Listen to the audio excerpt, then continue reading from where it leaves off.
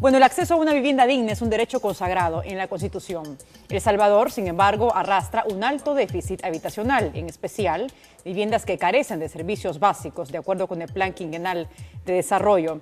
Que todavía en 2015 se sigan construyendo viviendas para los afectados por el terremoto del año 2001 ilustra con claridad ese reto que el país tiene por delante.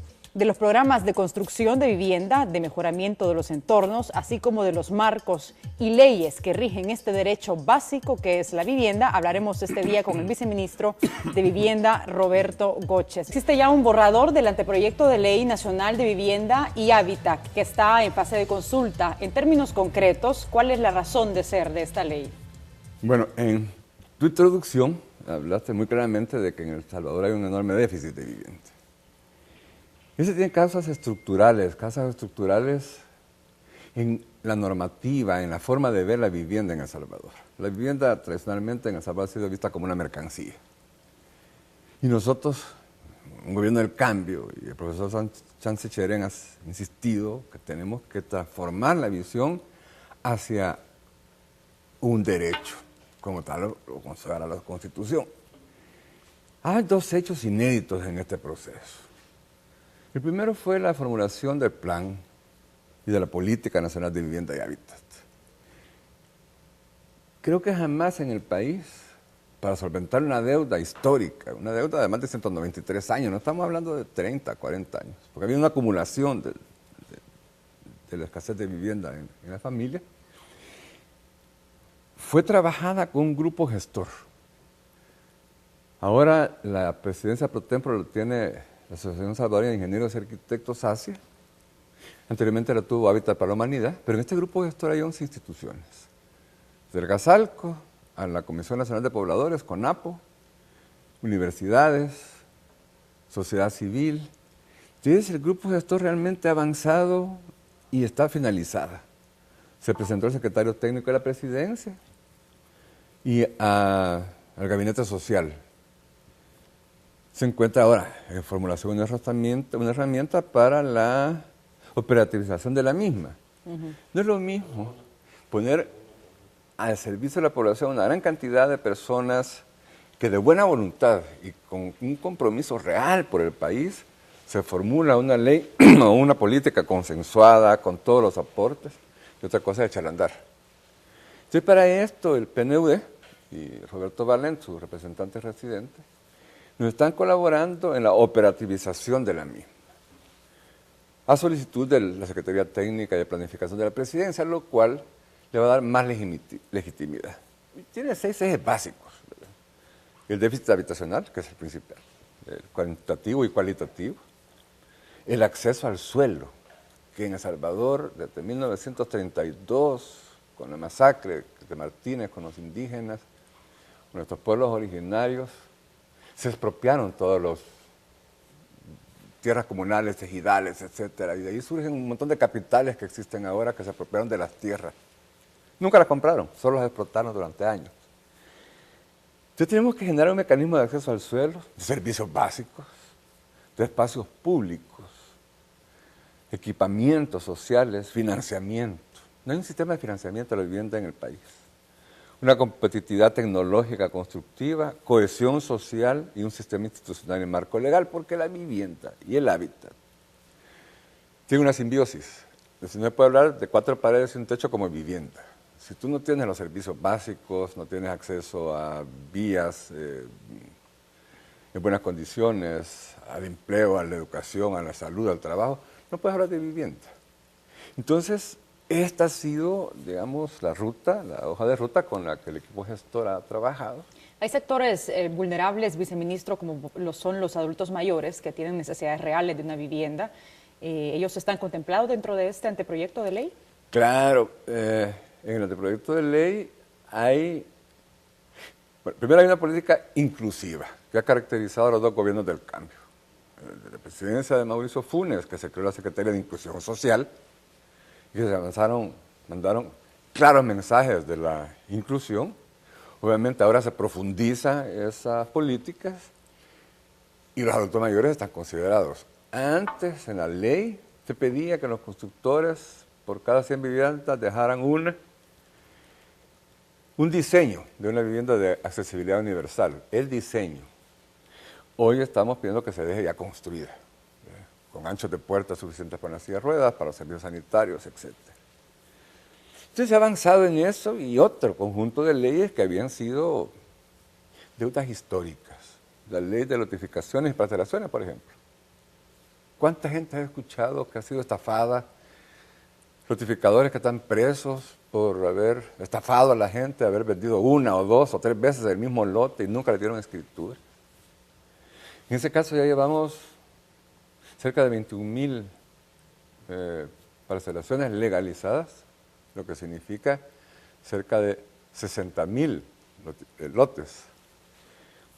La ley de ordenamiento y desarrollo territorial, la ley especial de agilización de trámites para la construcción.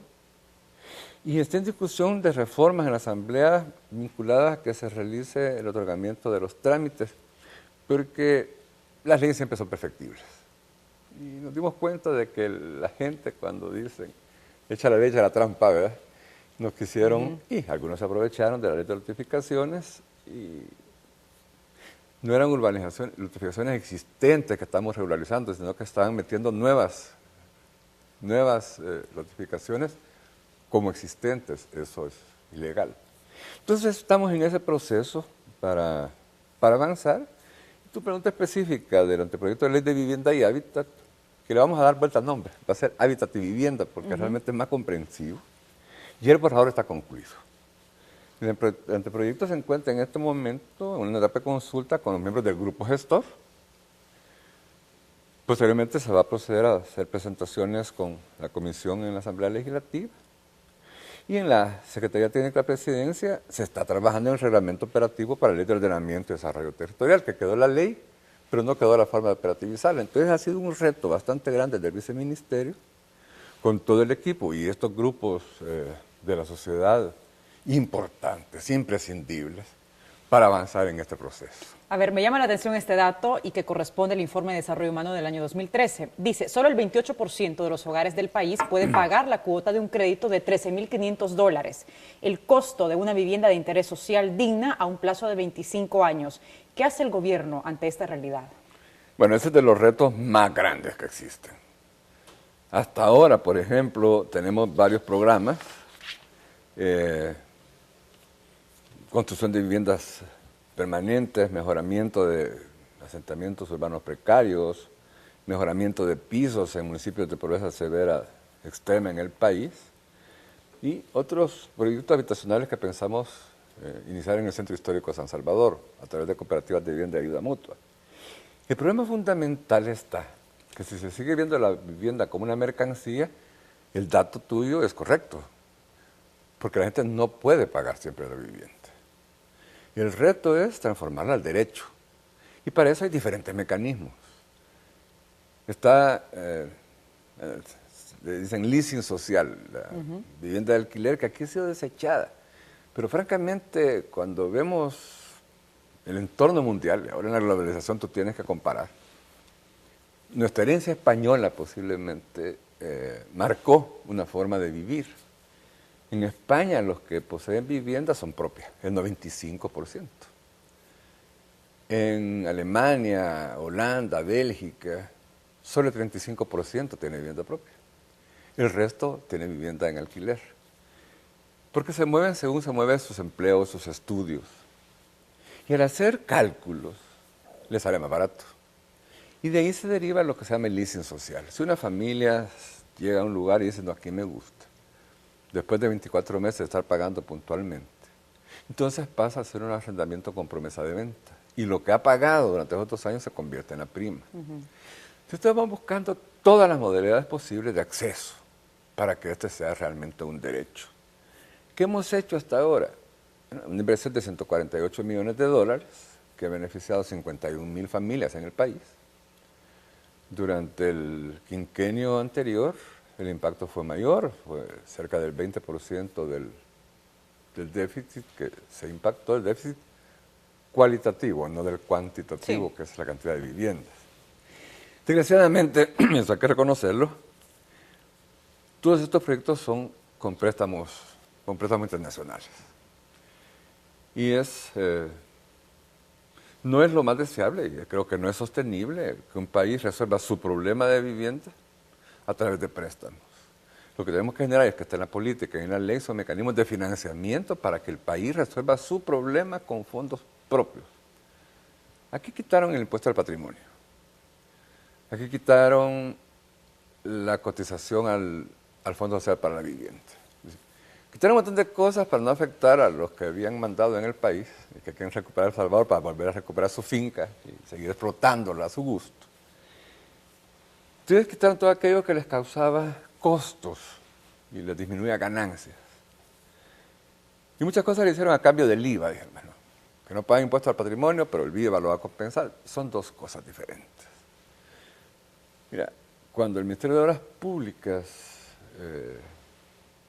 abre una calle, un ejemplo, la prolongación del Boulevard Constitución hacia Nejapa, Apope, etc.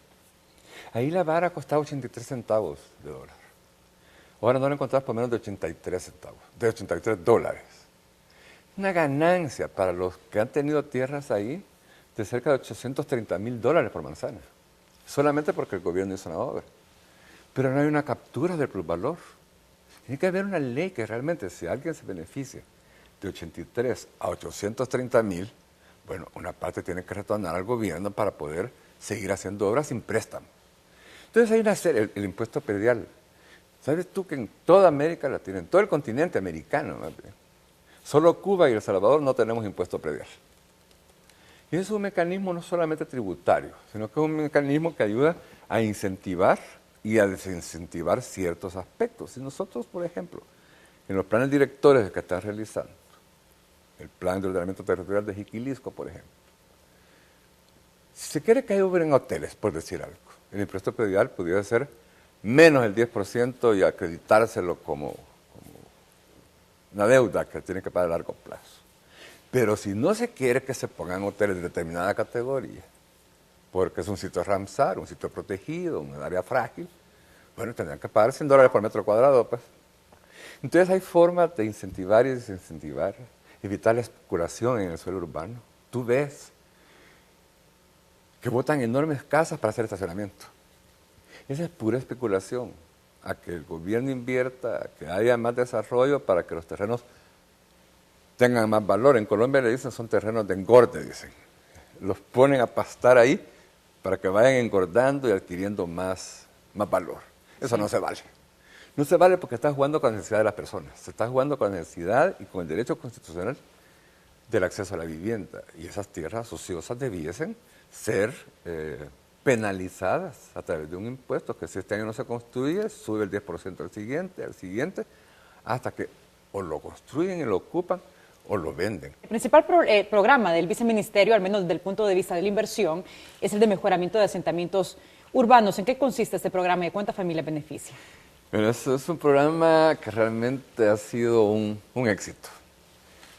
Existió ya un programa que se llamó Vispa Según, que se desarrolló durante los gobiernos anteriores a que llegáramos nosotros al gobierno. Y hay un dato interesante. Se había programado para 4 años, se trataron 10 años de desarrollarlo. Cerca del 60% se fue en salarios, lo cual es inmoral. Es inmoral que pidas un préstamo para tener 60% de salario. Cuando llegamos al gobierno, obviamente, el Banco Interamericano de Desarrollo no nos conocía cómo íbamos a ejercer el gobierno. Se hizo una segunda gestión de préstamo, era por 110 millones, pero autorizaron 63. A ver cómo íbamos. Lo que les hemos demostrado es que somos sumamente eficientes, sumamente capaces y totalmente honestos. Ahí no ha habido corrupción. Lo vamos a terminar en los 4 años cabales, sin pedir prórroga. Y el gasto administrativo y de personal no ha llegado ni al 8%. Y con esto, entonces, tú multiplicas los panes, porque llevas más beneficio a la población. Ya a esta fecha tenemos comprometido más de 51.3 millones, el 82% del préstamo, que en agosto lo finalizamos, pero lo comprometemos todo. Se han beneficiado solo con este programa a 38.859 familias. Mete el impacto que tiene cuando tú realmente ejecutas las cosas como deben de ser.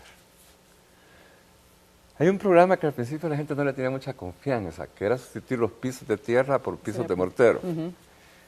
¿Qué beneficio le trae este programa a la familia? Impresionante. Ya tenemos 12.000 cambios de piso de tierra. Y cuando hemos conversado con las doctoras o doctores de las unidades de salud o de los secos cercanos a donde se han hecho estos cambios, porque fue un reto porque son viviendas que están aisladas. Si no es que tú encontres un caserío de casas. ¿Y este programa es para la zona rural? El programa es en general para las zonas de vivienda de pobreza severa extrema. El caso de Carolina, por ejemplo, en el norte de San Miguel. Hay casas en el centro de Carolina que se les ha cambiado, pero hay otras que están a 2-3 kilómetros del casco del municipio, de Carolina. Pero cuando me dicen los médicos y las doctoras de la unidad de salud que cerca del 60% de consultas por enfermedades respiratorias agudas o gastrointestinales en niños, en adultos mayores, se han reducido, no es solo entonces el hecho de cambiarle el piso, es un impacto en la calidad de vida. Ayer lo hablábamos con el viceministro de Salud y lo hemos hablado con la ministra Violeta Mengíbar, que lo que es difícil es cuantificar para el Estado cuál es el ahorro, porque ellos tienen un gasto fijo. Pero con la familia sí estamos viendo que ellos dicen que han ahorrado cerca de un 30% en sus gastos de traslado a la unidad de salud, de pérdidas en sus trabajos, que a veces les descuentan el día cuando tienen trabajo,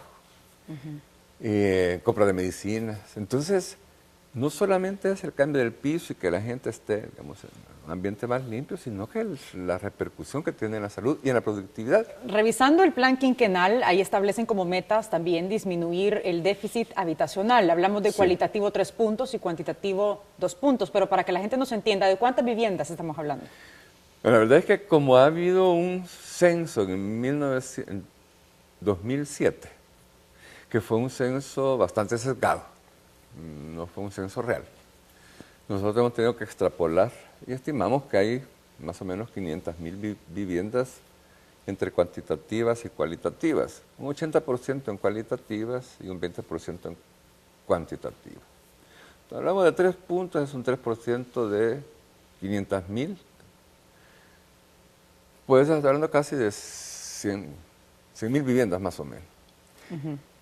Eso sí es posible lograr, porque ya se hizo en el quinquenio anterior, que se impactó cerca del 20%, que es más o menos como, bueno, no debería traducirlo a 2 puntos, pero sí impactó en 81.000 familias, para ponerlo ya en números. ¿De cuántas? De las 500.000. De las 500.000. Ahora, el problema que tenemos es que sí, la población crece, de todas formas, hay un crecimiento vegetativo de la población. Nuevas familias. De hecho, nosotros habíamos hecho un cálculo y se lo presentamos al secretario técnico cuando hicimos el plan quinquenal, que si tuviéramos el tiempo hoy y ninguna familia creciera, ninguna familia se hicieran nuevas, con lo que se ha estado invirtiendo en los gobiernos anteriores, no en este, tendríamos que trabajar 250 años para poder resolver el problema. Al ritmo que vamos, calculamos que entre 15 años, 20 máximo, podemos estarlo resolviendo. Pero eso va aparejado, obviamente, a estos mecanismos de financiamiento de la vivienda, porque a base de préstamos no es sostenible. ¿Y por qué estas metas no abarcan a todas las familias? ¿No cree que son poco ambiciosas o cómo lo ve? Bueno, si abarcan a todas las familias, hay familias que no necesitan del Estado para poder solventar sus problemas. Es decir, gente que vive en estos condominios que cuestan $400.000, el Estado no tiene por qué estar subsidiando, y de hecho lo hace. Porque le subsidia electricidad, le subsidia agua, subsidia todo, en general no debían tener ningún subsidio. Pero eso es una cosa en la que hay que focalizar para disminuir el costo del subsidio y trasladarlo a la gente que realmente lo necesita. Sí incluye a toda la población, aún a la de menos de un salario mínimo, pero para eso hay mecanismos que se están generando. Y una de las cosas que nos pidió el profesor Sánchez Serén fue que cuál era el sello de este gobierno en materia de vivienda. Y tanto en la política como en la ley se está privilegiando algo que decía Edith Martínez: construir sobre la ciudad construida. Ya no expandirnos, robando tierra a la producción agrícola, a usos que son fundamentales para la seguridad alimentaria y medioambiental del país, Y todos estos terrenos que te mencioné al principio, que están de engorde, realmente es reutilizar la ciudad. Ya hay proyectos en el distrito de Escalón, por ejemplo, en el centro histórico, en San Francisco, en Santana, en San Miguel, para reutilizar el suelo que ya tiene infraestructura y no empezar a invadir nuevos terrenos. Entonces, en ese orden de ideas, la verdad es que nosotros tenemos que conocer la realidad, la tenemos claramente identificada y actuar sobre ella, involucrando a la gente, porque no podemos hacer cosas sin que la gente participe directamente. A ver, El Salvador es uno de los países más vulnerables del mundo frente a las amenazas climáticas. Cada fenómeno que nos impacta deja familias sin hogar, eso ya lo sabemos. ¿Qué rezago existe y cómo se está atendiendo esa problemática? Bueno, debo decir que es uno de los logros que has tenido en estos 6 años de gobierno del cambio. Cuando llegamos al gobierno, el 1 de junio del 2009, con el ministro Gerson Martínez, que es ministro de Obras Públicas, Transporte, Vivienda y Desarrollo Urbano, se hizo y recibimos de parte del organismo especializado en Naciones Unidas y de otro organismo europeo, de Germanwatch, que éramos el país más vulnerable del mundo. Desde ese momento, y con el acompañamiento y coordinación con el Ministerio de Medio Ambiente, el Ministerio de Agricultura, etc., se empezó a trabajar en infraestructura resiliente y adaptable al cambio climático. Hoy estamos en el 8º lugar.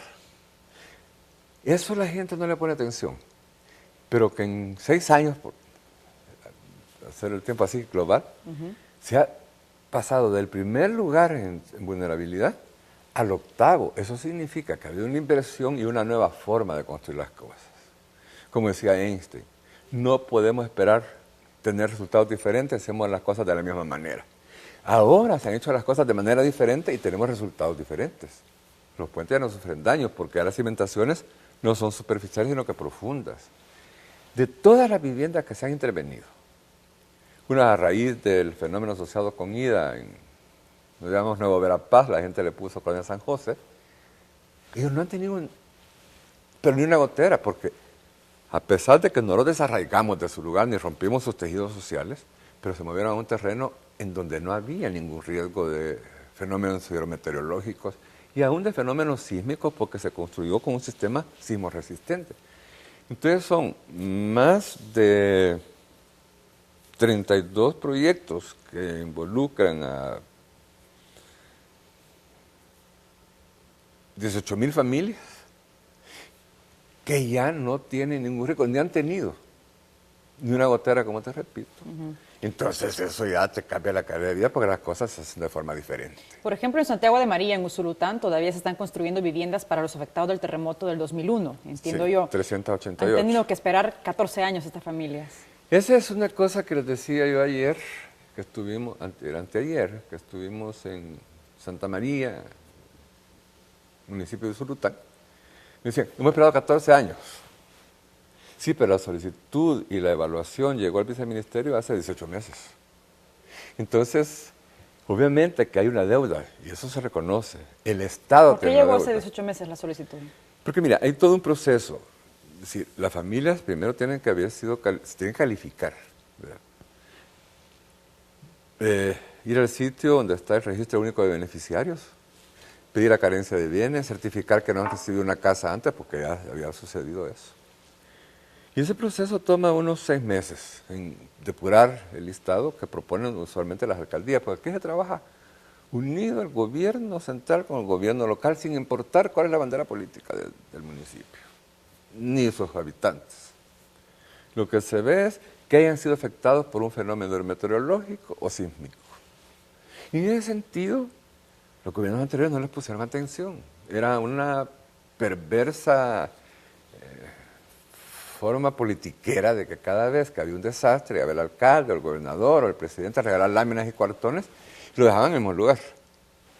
La siguiente lluvia volvían a llegar y entonces era como tener una clientela cautiva que cada vez que llegaban les aplaudían porque llevaban cuartones y láminas. Ahora se pasan en viviendas permanentes. Sí, pasaron 14 años porque hubo 20 años de gobierno que no se ocuparon de ellos. Y nosotros hemos venido atendiendo las necesidades en la medida que hemos podido. Hay un mapa de pobreza severa extrema que es nuestra guía. Si están en esa categoría, se atienden. Y este proyecto llegó hace 18, 20 meses al viceministerio, se hizo el proceso, se sacó la licitación, porque todo va en esa forma, y estuvimos ahí haciendo ya anteayer una inspección del inicio de la obra. Para terminar, ¿qué relación mantienen con la Cámara Salvadoreña de la Construcción Casalgo? Le pregunto esto porque semanas atrás esta gremial criticó la falta de aplicación de la ley de agilización de trámite, lo cual seguía retrasando permisos de construcción. Nos reunimos con el vicepresidente de la República y comisionado para inversión en El Salvador, la ministra de Medio Ambiente, tu servidor, el presidente de ANTA, el director de Secultura, que envió representante porque esta es una misión oficial. Y están todas las empresas constructoras y la Junta Directiva de Casalgo. Llegamos ya a un entendimiento claro. Ellos plantean que tienen 1.550 millones de dólares en proyectos. Ya lo han dividido en 3 fases. La primera fase son 724 millones de dólares en proyectos. Ya identificamos los sitios, ya vimos las factibilidades, porque hay lugares que realmente, por ejemplo en la colonia Escalón, que fue diseñada para casas grandes, donde vivían 5 personas y 5 empleados posiblemente, de repente viven 500 personas en un edificio. Y los diámetros de las tuberías de aguas negras o de aguas lluvias no dan. Entonces hay que hacer un cambio y una sustitución de la infraestructura para transformar la vivienda, que es la política de vivienda que tenemos, construir sobre la ciudad construida. Pero esto implica ciertas partes de la infraestructura, cambiarlas para adaptarlos a los usos que se generan ahora. Entonces hubo un acuerdo muy claro con la Cámara. Se va a fortalecer la Oficina de Integración de Trámites de Construcción, que es la responsable de aplicar la ley. Se han ajustado los tiempos con las diferentes instituciones, se han delegado al Viceministerio de Vivienda como el ente rector para que coordine estos procesos directamente de la mano con la Casalgo y con el Vicepresidente de la República. Entonces, nosotros esperamos que estos 724 millones, que sea la primera etapa, podamos demostrarles a los empresarios, a las empresarias y a la población que el gobierno es eficiente y que podemos salir adelante. Viceministro, muchas gracias por habernos acompañado esta mañana. Un placer, Wendy, encantado de estar aquí con ustedes y con nuestros televidentes, que es una maravilla poder comunicarse con ellos.